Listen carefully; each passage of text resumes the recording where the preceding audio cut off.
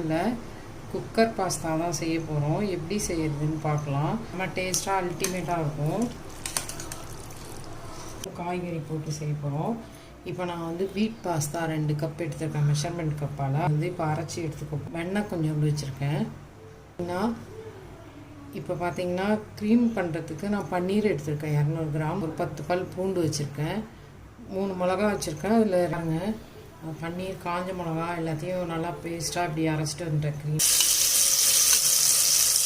பூண்டு பொடியாக கட் பண்ணி வச்சுக்கிறத சேர்த்துக்கிறேன்.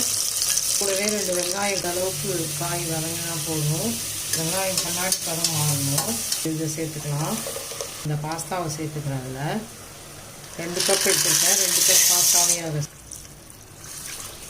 இப்போ ஃபஸ்ட்டு 3 கப் தண்ணி சேர்த்துருக்கேன். இதில் 1 ஸ்பூன் சேர்த்துருக்கேன்.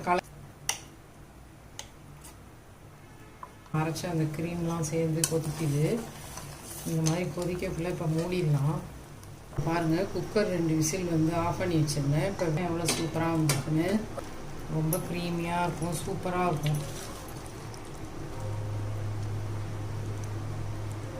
ஓரிகானோ தான் சேர்த்துக்க போகிறேன். 1/2 ஸ்பூன் வெண்ணெய் சேர்த்துக்கிறேன்.